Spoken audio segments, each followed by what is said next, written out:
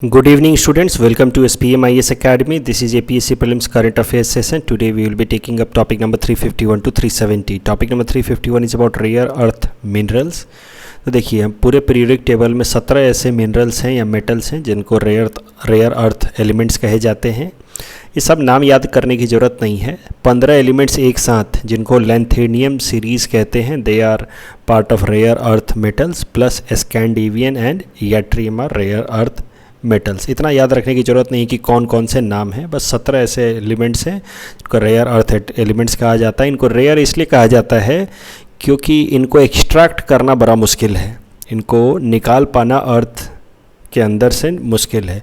ऐसा नहीं है कि इनकी कोई बहुत ज़्यादा शॉर्टेज है, they are in enough quantity, but इनको एक्सट्रैक्ट करना मुश्किल है. That is why they are known as rare earth metals.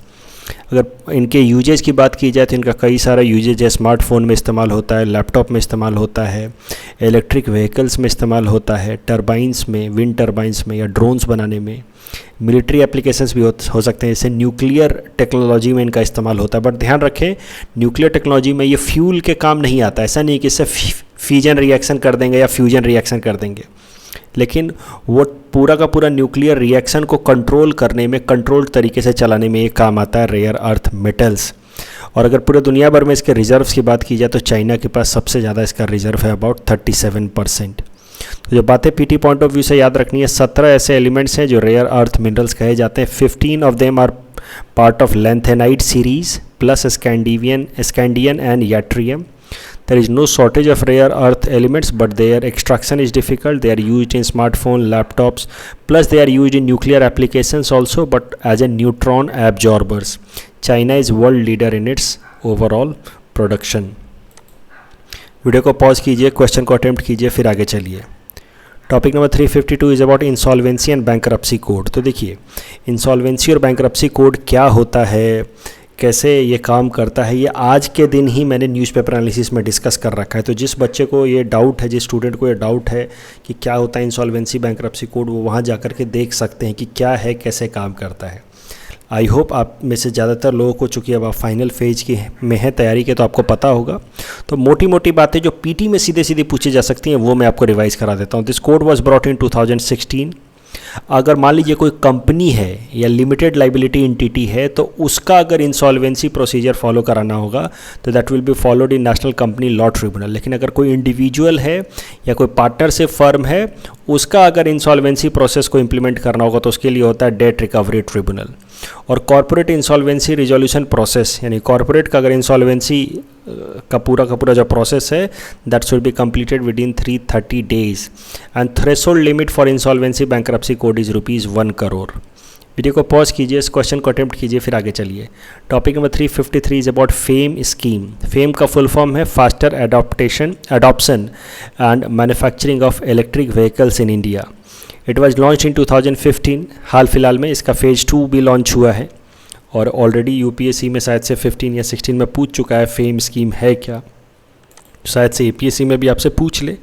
चलिए, इस वीडियो को पॉज कीजिए, क्वेश्चन को अटेम्प्ट कीजिए, फिर आगे चलिए. Topic number 354 is about gold hall marking. तो देखिए, न्यूज़ तो यही था कि भारत सरकार ने अब मैंडेटरी कर दिया है कि 16 जून से, जो इस पिछला महीना जो बीता है 16 जून का, पिछला महीना 16 जून 2021 से जो गोल्ड के ज्वेलरीज हैं उसमें हॉल मार्किंग करना ज़रूरी हो गया है. हॉल मार्किंग में देखिए कितनी सारी चीज़ें होती हैं. ईयर ऑफ हॉल मार्किंग किस साल किया गया है, किस ज्वेलर ने ये बनाया है, उसका आइडेंटिफिकेशन मार्क, ऐसे सेंटर जहाँ पे ये हॉल मार्किंग हुई है. प्योरिटी ऑफ गोल्ड, कि कितने प्योर है ये गोल्ड. और उसके अलावा किसका हॉल है, किसका लोगो रहेगा, तो BIS का लोगो रहेगा, क्योंकि ये जो स्टैंडर्ड है वो BIS ने ही सेट कर रखा है. प्योरिटी ऑफ गोल्ड के बारे में थोड़े टाइम बाद बात करेंगे. Hallmarking ensures guarantee of purity. अभी भारत सरकार ने इसको 256 डिस्ट्रिक्ट्स में इम्प्लीमेंट किया है कि वहाँ के जो भी ज्वेलर्स हैं जिनका ओवरऑल टर्नओवर 40 लाख से ज़्यादा है, उनको ये हॉल मार्क्ड ज्वेलरी ही बेचनी है. और ये जो हॉल मार्किंग है वो स्टैंडर्ड कौन देता है, ब्यूरो ऑफ इंडियन स्टैंडर्ड, जो कि भारत सरकार की एक स्टैंडर्डाइजेशन बॉडी है, created under this BIS act. और ये अगर ज्वेलरी में बात की जाए तो सिर्फ गोल्ड और सिल्वर की हॉलमार्किंग की जाती है। हॉलमार्किंग में ज़रा सा ये भी समझ लीजिए कि ये 916 का क्या मतलब है। देखिए, जो 22 कैरेट गोल्ड होता है इसका मतलब है कि 91.6% वो प्योर है, इसलिए लिखा रहा है 916, यानी कि ये 22 कैरेट गोल्ड है। अगर जो 18 कैरेट गोल्ड होता है तो उसका मतलब हो कि 75% वो प्योर है, तो वहाँ पे लिखा रहेगा 750। जो 14 कैरेट गोल्ड होता है उसका मतलब 58.5% प्योर है, यानी कि वहाँ पे लिखा रहेगा 585। तो अभी हमारे देश में मैक्सिमम जो प्योरिटी वाला गोल्ड है वो है 22 कैरेट गोल्ड, मतलब 91.6% प्योरिटी वाला गोल्ड है। तो देखते हैं गोल्ड हॉलमार्किंग हाल फिलहाल में न्यूज़ में था, क्योंकि 16 जून 2021 से 256 डिस्ट्रिक्ट में इसको कंपलसरी कर दिया है फॉर दो ज्वेलर्स जिनका टर्नओवर 40 लाख से ज़्यादा है। ये जो गोल्ड हॉलमार्किंग का स्टैंडर्ड कौन देता है? BIS। और BIS ज्वेलरी हॉलमार्किंग में दो तरह के ज्वेलरीज़ के लिए स्टैंडर्ड देता है, गोल्ड और सिल्वर की ज्वेलरी के लिए। BIS जो इंडियन ऑर्गेनाइजेशन है या एजेंसी है, that has been created under this BIS act of 2016। It works under Ministry of Consumer Affairs, Food and Public Distribution. BIS, देखिए ये जो BIS ऑर्गेनाइजेशन है ये सिल्वर या गोल्ड ज्वेलरी के लिए ये मार्क देता है, BIS hall mark. Industrial product के लिए ये ISI मार्क देता है, और कोई इन्वायरमेंट फ्रेंडली प्रोडक्ट के लिए ये इको मार्क देता है। तो तीनों मार्क जो हैं वो BIS ही देता है। BIS gives this hall marking for jewellery, this for industrial products and this for environment friendly products, ecologically friendly products. लेकिन ये जो एग मार्क है it is not given by BIS, it is given by Directorate of Agriculture Marketing। तो Agmark is not given by BIS। चलिए इस video को pause कीजिए। एगमार्क भी आपको दिखता होगा कि जो खाने पीने के प्रोडक्ट आप लेकर के आते हैं उसमें एगमार्क रहता है, ग्रीन कलर का होता है तो मतलब वेजिटेरियन है, रेड है तो मतलब नॉन वेज है, वो एगमार्क प्रोडक्ट्स हैं। That is not given by BIS। Agmarking है वो not given by BIS। Video को पॉज कीजिए, क्वेश्चन को अटेम्प्ट कीजिए, फिर आगे चलिए। Topic number 355 is about United Nation Convention to Combat Desertification. तो इसके बारे में तो हम पहले भी थोड़ा बात कर चुके हैं कि कैसे 1992 में जब अर्थ समिट हुआ था रायो डी जेनेरियो में, तो 3 इंपॉर्टेंट एग्रीमेंट्स हुए थे। Convention on Combating desertification, convention on combating biodiversity, convention on conservation of biodiversity, United Nation Convention on framework convention of climate change. उसके अलावा एजेंडा 21 भी यहाँ पे फाइनलाइज हुआ था कि 21st सेंचुरी में कौन कौन से प्रायोरिटी गोल्स रहेंगे एनवायरनमेंट को लेकर के। तो this is about Earth Summit held in 1992 Rio de Janeiro. तो अर्थ समिट में United Nation Convention on Combating Desertification finalise हुआ UNCCD। बाद में इसको प्रपोज किया गया था 1992 में। 1994 के 17 जून को इट वाज इस्टेब्लिश्ड और ब्रॉट और इन्फोर्स्ड। तो United Nation Convention on climate change was enforced on 17 June 1994 and that is why 17 June is celebrated as World Day to combat desertification and it is sole legally binding international agreement। तो United Nation Convention on Combat Desertification की एक खासियत है कि it is sole legally binding international agreement. इसकी 2001 से conference of party हो रही है हर 2 साल पे, बाई एनियल। तो since 2001 United Nation Convention on climate combating desertification की बाई एनियल कॉन्फ्रेंस ऑफ पार्टी हो रही है। जो इम्पॉर्टेंट है, ये क्यों इस साल इम्पॉर्टेंट है वो अब आप समझ जाएंगे, क्यों मैं इसको इतना डिटेल में पढ़ा रहा हूँ वो आप समझ जाएंगे। जो पिछला कॉन्फ्रेंस ऑफ पार्टी हुआ था United Nation Convention on Combating desertification, यानी कि conference of party number 14 that was held in 2019 was held in new Delhi. तो हमारे देश ने पिछला कॉन्फ्रेंस ऑफ पार्टी कराया है United Nation Convention on Combating desertification. जो अगला होने वाला है वो नियम से तो इसी साल होना चाहिए था 2021 में, क्योंकि हर 2 साल पे होता है, लेकिन इस बार 1 साल और लेट हो गया है कोरोना के कारण। तो अगला जो होने वाला है वो सियोल में होने वाला है, साउथ कोरिया में, फ्रॉम 2 to 6 मई। और ये जो इस साल जून महीने में 17 जून को वर्ल्ड कॉम्बैटिंग डेजर्टिफिकेशन डे जब हम मना रहे थे, World Day to Combat Desertification, उस टाइम में प्रधानमंत्री नरेंद्र मोदी जी ने एक भाषण दिया था दुनिया भर के इम्पोर्टेंट लीडर्स को, उसमें उन्होंने बन्नी रीजन, जो कच्छ का बन्नी रीजन है, यहाँ पे देखो कच्छ एरिया है गुजरात का, वहाँ के बन्नी रीजन का जिक्र किया था कि कैसे हमने बन्नी के एरिया को डेजर्ट से ग्रीन बना दिया है। तो इस कारण से बन्नी न्यूज़ में था, because of United Nation Convention on Combating desertification day 17 जून को प्रधानमंत्री नरेंद्र मोदी ने अपने भाषण में बन्नी रीजन का जिक्र किया था। तो बन्नी रीजन के बारे में याद रखना, कच्छ रीजन में है, उसको डेजर्ट से हमने ग्रीन बना दिया है। चलिए वीडियो को पॉज कीजिए, क्वेश्चन को अटेम्प्ट कीजिए, फिर आगे चलिए। Topic number 356 is about maritime history museum. तो करंट न्यूज ये है कि लोथल में, लोथल यहाँ पे देखो गुजरात के अंदर ये जगह है लोथल, जो इंडस वैली सिविलाइजेशन के टाइम में एक पोर्ट सिटी हुआ करता था। उस लोथल में हमारे देश की जो मिनिस्ट्री ऑफ कल्चर है in association with Ministry of Shipping, वहाँ पे बना रही है मैरीटाइम हिस्ट्री म्यूजियम। तो मैरीटाइम हिस्ट्री म्यूजियम हमने बना दिया है लोथल के अंदर, which is the only port town of Indus Valley civilisation. ये जो लोथल के अंदर ये मैरीटाइम हिस्ट्री म्यूजियम बनाया जा रहा है, it is mainly being developed by ministry of culture in collaboration with Ministry of shipping. यहाँ पे इस सेंटर पे पुराने ज़माने में किस तरीके से लोग बोट बनाते थे उस पर रिसर्च किया जाएगा। ये लोथल की अगर बात की जाए तो it was discovered in 1954 by Archaeological Survey of India. It has applied for UNESCO heritage site tag, but it is yet to get that. It is in the tentative list of UNESCO World Heritage site tag. Video को pause कीजिए, question को attempt कीजिए, फिर आगे चलिए। Topic number 357 is about Build Back Better for the World project. तो देखिए कल ही हम बात कर रहे थे कॉर्नवॉल में जो समिट हुई थी G7 की इस साल, 47th summit of G7 countries, वहाँ पे हमने डिस्कस किया कि कैसे उन्होंने मिनिमम कॉरपोरेट टैक्स प्रपोज किया। ये हमने कल डिस्कस किया था। इस G7 में कुछ और इम्पॉर्टेंट बातें भी फाइनलाइज हुई हैं, जैसे कि एक प्रोजेक्ट प्रपोज किया गया है build Back Better for the World project.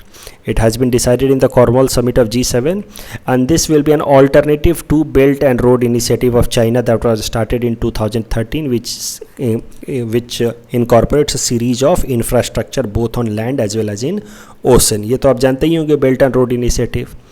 उसके अलावा इस G7 समिट में कुछ और इम्पॉर्टेंट डिसीजंस लिए गए हैं, जैसे कार्बिस बे डिक्लेरेशन किया गया है that talks about preventing future pandemic.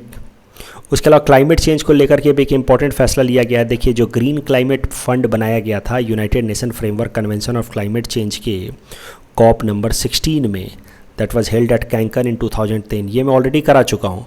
तो ग्रीन क्लाइमेट फंड जो कॉप नंबर 16 एट कैंकन में हुआ था, उसमें प्रपोज किया गया था कि ग्रीन क्लाइमेट फंड बनाया जाएगा जिसमें हर साल डेवलप्ड कंट्री $100 बिलियन पैसे डालेंगे।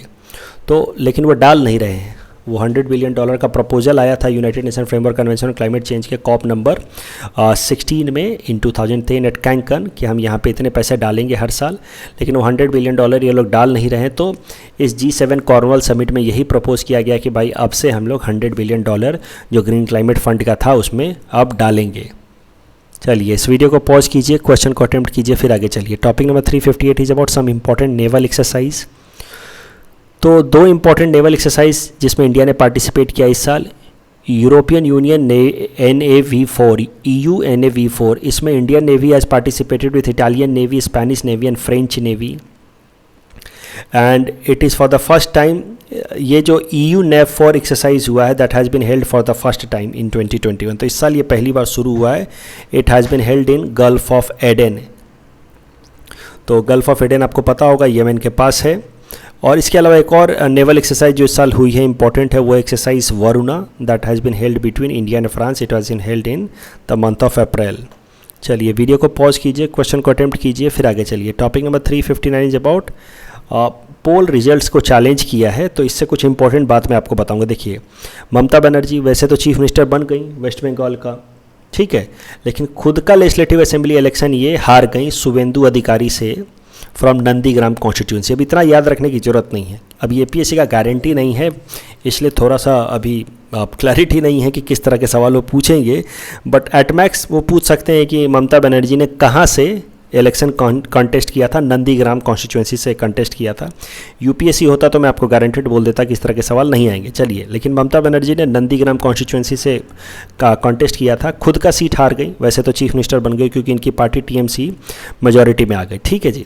अब ममता बनर्जी अपना सीट हारने के बाद ये क्लेम कर रही है कि हमारे साथ धोखा हुआ है और वो इस पोल रिजल्ट को चैलेंज करना चाहती हैं कि इसमें कुछ करप्ट प्रैक्टिसेस थे।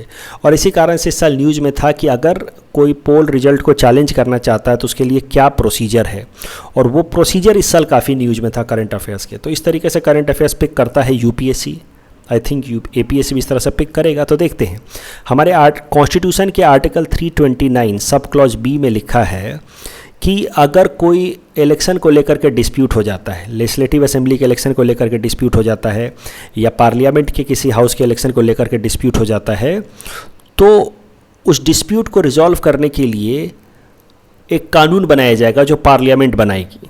तो हमारे कॉन्स्टिट्यूशन में कुछ नहीं लिखा है, कॉन्स्टिट्यूशन में बस इतना लिखा है कि अगर कोई डिस्प्यूट हो जाता है तो उस डिस्प्यूट को कैसे रिजॉल्व करेंगे, that will be decided according to a law by the parliament. और अकॉर्डिंगली पार्लियामेंट ने कानून बनाया रिप्रेजेंटेशन ऑफ पीपल एक्ट 1951, जिसके सेक्शन 80A में लिखा कि अगर कोई इलेक्शन डिस्प्यूट हो जाता है तो that dispute will be resolve in a high court of that particular area. जैसे कि अभी वेस्ट बंगाल का इलेक्शन डिस्प्यूट है तो that will be resolve by Kolkata high court, बशर्ते कि उस एरिया में रहने वाला इंसान इलेक्शन के रिजल्ट के 45 दिनों के अंदर इलेक्शन पिटीशन फाइल करता है कोलकाता हाई कोर्ट में। तो 45 डेज़ के अंदर उसी एरिया में रहने वाला इंसान, ऐसा नहीं कि आप आसाम में रहने वाले आप जा कर के वहाँ पे आप केस कर देंगे, ऐसा नहीं कर सकते।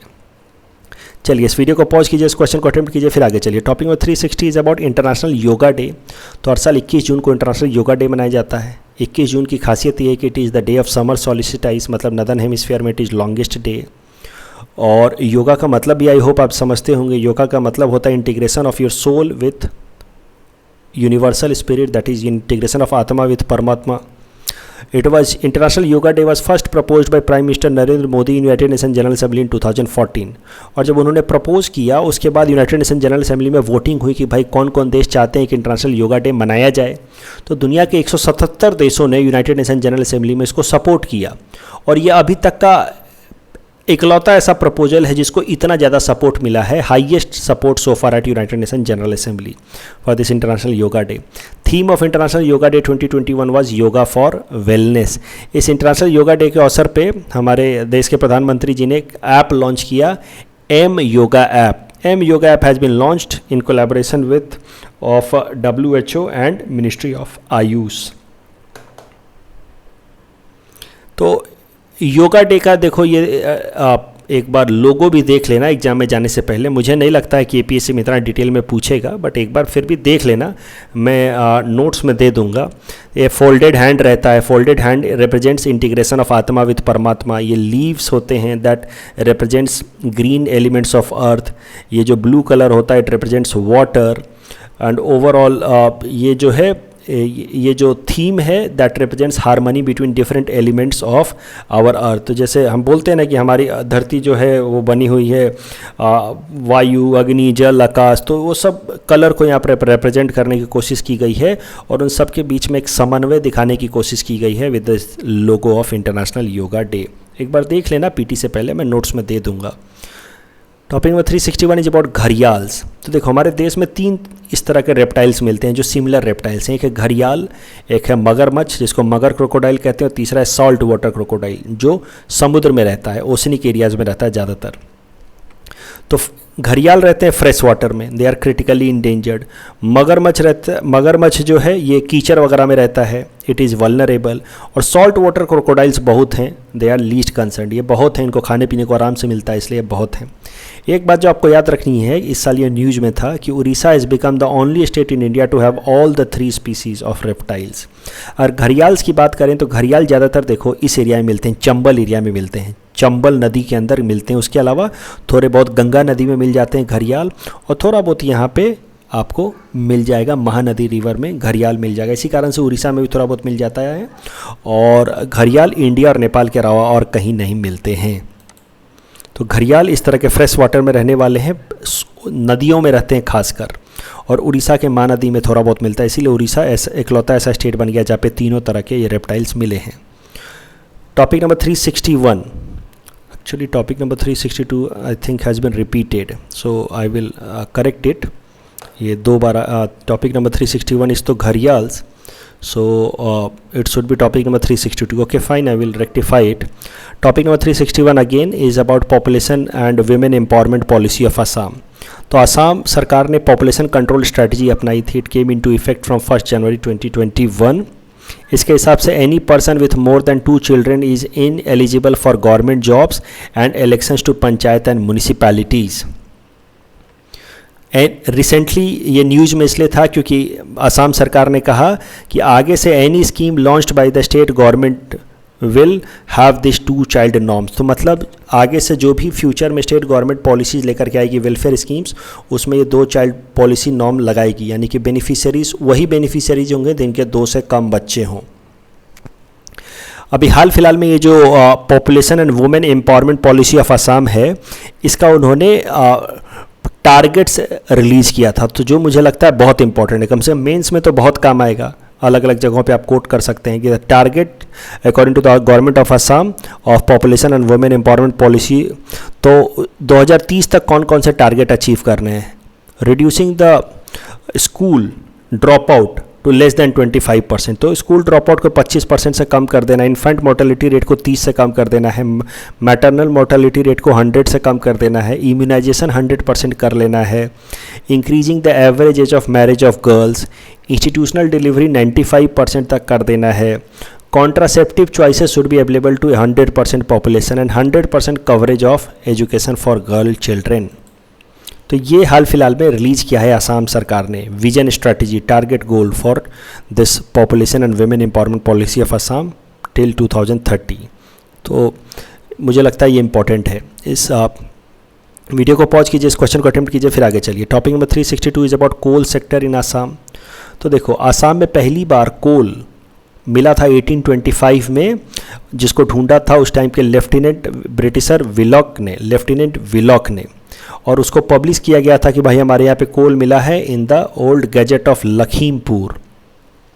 और जो कोल मिला था that was found near Borhat in on the coast of Dipsang river. ये दिसांग रिवर देख रहे हो, which is tributary of Dihing. ये दिहिंग की ट्रिब्यूटरी है दिसांग, और यहीं पे बोरहाट के पास पहली बार कोल मिला था. हाल फिलहाल में अगर बात की जाए तो 2 इंपॉर्टेंट जो कोल फील्ड्स हैं असम के, Makum coal field in Tinsukia and Dilli Jeypore coal field in Dibrugarh and Shivsagar.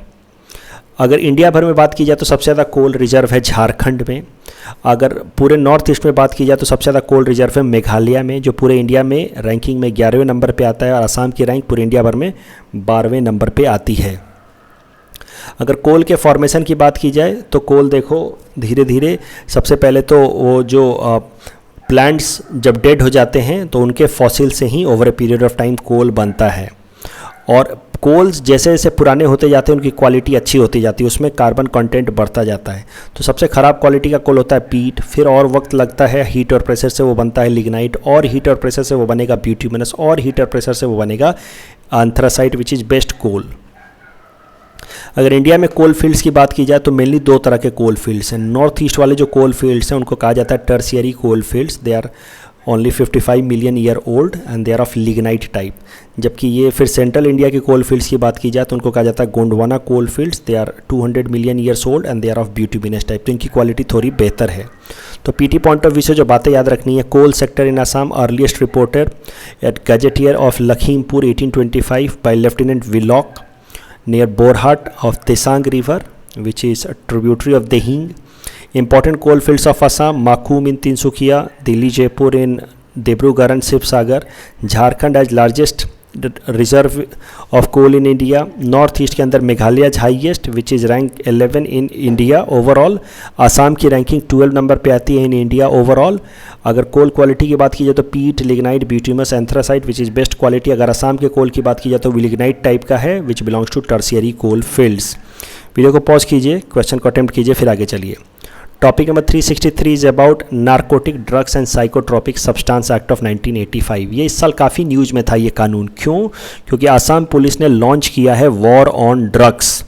तो इस कानून को 1985 में लाया गया था। इस कानून के हिसाब से जो भी ड्रग्स बेचता हुआ पाया जाएगा उसको 10 साल से लेकर के 20 साल तक की सज़ा हो सकती है और 1 लाख से लेकर के 2 लाख तक का फाइन हो सकता है। वीडियो को पॉज कीजिए, क्वेश्चन को अटेम्प्ट कीजिए, फिर आगे चलिए।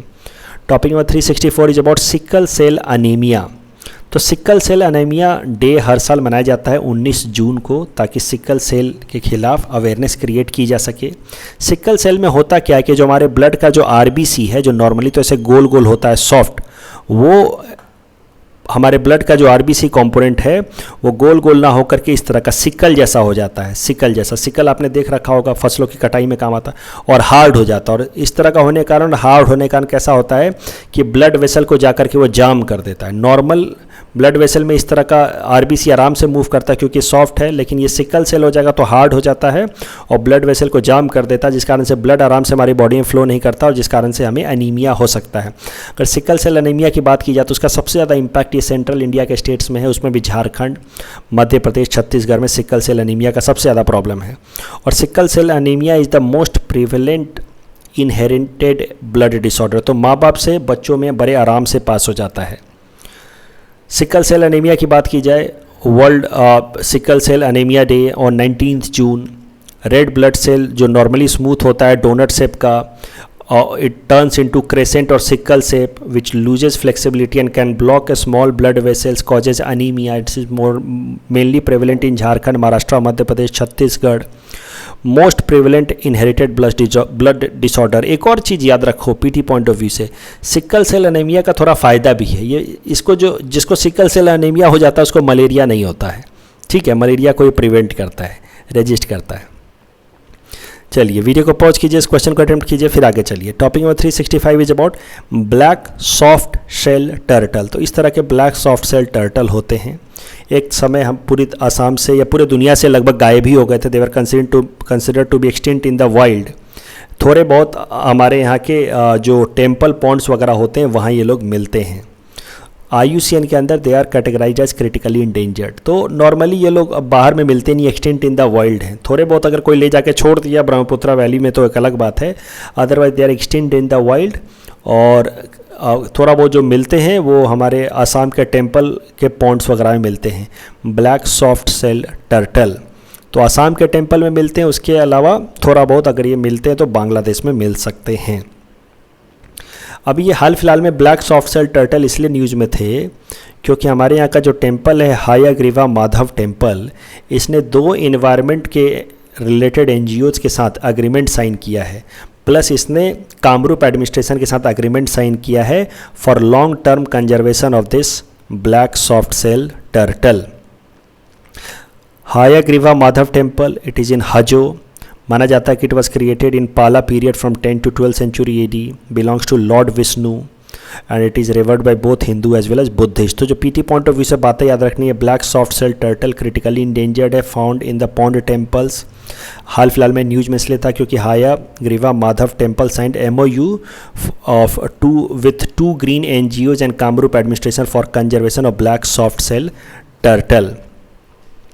तो Hayagriva Madhava temple is in Hajo, created in Pala period from 10 to 12 century AD of Lord Vishnu, respected by both Hindu as well as Buddhist। Video को पॉज कीजिए, क्वेश्चन को अटेम्प्ट कीजिए, फिर आगे चलिए।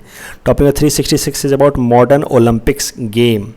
तो देखिए एंशियंट ओलंपिक्स, पुराने ज़माने में ओलंपिक्स हुए करते थे। 1776 BC में शुरू हुआ था on mount Olympus in honour of Greek god Zeus. Mount Olympus या mount Olympia is the highest mountain in Greece. लेकिन उसके बाद एंशियंट ज़माने में होता था, फिर बंद हो गया। Modern Olympics started in 1894 on 23 जून। क्यों? क्योंकि इस दिन खेल शुरू नहीं हुआ था, ध्यान से समझिए, इस दिन खेल शुरू नहीं हुआ था 23 जून 1894 को। इस दिन इंटरनेशनल ओलंपिक कमेटी बनाया था एक फ्रेंच इंसान ने जिसका नाम था कुबर्टिन, कि भाई दोबारा से ओलंपिक्स के गेम शुरू कराए जाए, इसलिए इसने एक इंटरनेशनल ओलंपिक कमेटी बनाया था इस इंसान ने, कुबर्टिन ने, 23 जून 1894 को। और इसीलिए 23 जून को ओलंपिक्स डे की तरह भी सेलिब्रेट किया जाता है। तो इंटरनेशनल ओलंपिक्स कमेटी बनाई गई 23 जून 1894 को, लेकिन पहला जो ओलंपिक गेम फिर शुरू हुआ वो 1896 में शुरू हुआ इन एथेंस, ग्रीस। ओलंपिक्स के अंदर ये जो आप उसके झंडे पे देखते हैं, ये जो 5 रिंग हैं, it represents different continents. For example, blue is for Europe, black is for Africa, red is for Americans, yellow is for Asia and green is for Oceania. तो एटमैक्स याद रखना, सब याद रखने की जरूरत नहीं कौन किसके लिए। हमारे को कौन रिप्रेजेंट करता है, इंडिया और बाकी सारे एशियन कंट्री को ये येलो। ठीक है जी, चलिए इस वीडियो को पॉज कीजिए, क्वेश्चन को अटेम्प्ट कीजिए, फिर आगे चलिए। Topic number 367 is about green hydrogens. तो देखो हाइड्रोजन 3 तरीके के होते हैं on the basis of their production. Natural gas से हाइड्रोजन बनता है, उस प्रोसेस में CO2 रिलीज होता है, और अगर CO2 को तुम ऐसे ही रिलीज कर दो इन्वायरमेंट में तो वो फिर उस तरह के हाइड्रोजन कहा जाएगा ग्रे हाइड्रोजन, क्योंकि ये हाइड्रोजन जो है वो इन्वायरमेंट फ्रेंडली नहीं हुआ ना, इस प्रोसेस में कार्बन डाइऑक्साइड रिलीज हुआ। दूसरा तरीका है कि जब हाइड्रोजन रिलीज हो बनाया जाए, उस प्रोसेस में जो CO2 बना उसको हमने ग्राउंड में स्टोर करके रख दिया। तो हाइड्रोजन सेम ही है, लेकिन प्रोसेस के कारण इस हाइड्रोजन को कहा जाएगा blue hydrogen, because which is relatively more environment friendly. और सबसे ज़्यादा एनवायरमेंट फ्रेंडली हाइड्रोजन होगा ग्रीन हाइड्रोजन। ग्रीन हाइड्रोजन में कैसा है कि वाटर लिया जाएगा, इलेक्ट्रिसिटी ली जाएगी और उससे हाइड्रोजन बनाया जाएगा, और साथ ही साथ ऑक्सीजन भी रिलीज होगा। तो green hydrogen is not created from natural gas, green hydrogen is created from water and electricity, और इलेक्ट्रोलाइसिस से ग्रीन हाइड्रोजन बनता है। वीडियो को पॉज कीजिए, क्वेश्चन को अटेम्प्ट कीजिए, फिर आगे चलिए। Topic number 368 is about blossom everywhere protest. तो देखिए चाइना के अंदर एक इस तरह का यहाँ पे कोस्टल एक सिटी है Hong Kong. Hong Kong is consider to be a special administrative region of China, क्योंकि ये 1997 तक ये इंग्लैंड का पार्ट था। फिर इंग्लैंड ने इसको चाइना को दे दिया कि तुम इसको कंट्रोल करो, लेकिन विथ सम कंडीशंस, कि तुम इसको कंट्रोल करोगे not according to your own political system but according to democracy. तो इसी कारण से हांगकांग के अंदर जो सिस्टम रहा वो डेमोक्रेसी रहा, और चाइना के अंदर तो आपको पता है कम्युनिज्म रहता है। इसलिए हांगकांग और चाइना वैसे तो एक देश हैं, एक ही देश का हिस्सा है, यानी कि हांगकांग चाइना का हिस्सा है, लेकिन हांगकांग के अंदर डेमोक्रेसी फॉलो होती है, इसीलिए हांगकांग और चाइना को मिला करके आ जाता है 1 कंट्री 2 सिस्टम। हाल फिलहाल में वहाँ पे लोग बहुत प्रोटेस्ट कर रहे हैं पिछले 1.5-2 सालों से, क्योंकि लोग का मानना है कि चाइना उनके यहाँ पे डेमोक्रेसी को हैम्पर कर रहा है। और ये जो प्रोटेस्ट चल रहा है हांगकांग के अंदर, उसका नाम है ब्लॉसम एवरीवेयर प्रोटेस्ट। वीडियो को पॉज कीजिए, क्वेश्चन को अटेम्प्ट कीजिए, फिर आगे चलिए। Topic number 369 is about pygmy hog conservation programme. देखो बहुत छोटा सा पिग होता है जिसको हम लोग कहते हैं पिग्मी हॉग, काफ़ी छोटा होता है देखो, और ये IUCN में क्रिटिकली इंडेंजर्ड कैटेगराइज है। क्यों? क्योंकि एक टाइम में ये भी पूरी तरह से ख़त्म हो गया था, लेकिन फिर मानस टाइगर रिजर्व के आसपास थोड़ा देखा गया। आज भी इसका थोड़ा बहुत पॉपुलेशन बस मानस टाइगर रिजर्व के आसपास ही है। It is a mammal. ये न्यूज़ में इसलिए था क्योंकि 1996 में आसाम सरकार ने पिग्मी हॉग्स के पॉपुलेशन को बढ़ाने के लिए एक प्रोग्राम चलाया, पिग्मी हॉग कंजर्वेशन प्रोग्राम, जिसके अंतर्गत एक पिग्मी हॉग कंजर्वेशन सेंटर खोला गया गुवाहाटी में, जिसमें क्या किया जाता है कि मानस टाइगर रिजर्व से थोड़े बहुत मेल और फीमेल पिग्मी हॉग्स पकड़ के लाए गए और उनकी ब्रीडिंग कराई जाती है, और ब्रीडिंग करा के और ज़्यादा पिग्मी हॉग्स बना करके मानस टाइगर रिजर्व में छोड़ा जाता है। तो माना जा रहा है कि अब धीरे धीरे इस पिग्मी हॉग कंजर्वेशन प्रोग्राम के कारण अब टोटल जो पिग्मी हॉग्स मानस के अंदर हैं उनकी संख्या बढ़ करके 142 हो चुकी है। तो pygmy hog conservation programmes, pygmy hogs क्या होते हैं? स्मॉल साइज पिग होते हैं, मैमल्स होते हैं, क्रिटिकली इंडेंजर्ड हैं। There only viable population is in Manas tiger reserve. Pygmy hog conservation programme was launched by Assam government. इसके अंदर पिग्मी हॉग कंजर्वेशन सेंटर खोला गया है गुवाहाटी में, और धीरे धीरे उनके पॉपुलेशन बढ़ा करके 142 हो गई है। वीडियो को पॉज कीजिए, क्वेश्चन को अटेम्प्ट कीजिए, फिर आगे चलिए। Topic number 370 is about international maritime arbitration centre. तो international maritime arbitration centre is the India's first international maritime arbitration center has been opened in the gift city of Gujarat. India का पहला first international maritime arbitration centre. Maritime arbitration मतलब ocean और ship से related dispute को यहाँ पर resolve किया जाएगा। It has been open in the gift city Gujarat. और गिफ्ट सिटी गुजरात से रिलेटेड एक और बात याद रखो, India's first international financial service centre is also open in gift city Gujarat. तो IFSC India's first financial service centre plus India's first international maritime arbitration centre both have been opened in gift city Gujarat. तो ये आज का आखिरी topic है। इस question को attempt कीजिए, कल हम लोग इससे आगे चलेंगे। जून महीने का करंट अफेयर्स अब तक हो गया है लगभग। अब आप बताइए जुलाई महीने का करना है या नहीं करना है, और should we start current affairs from December 2020।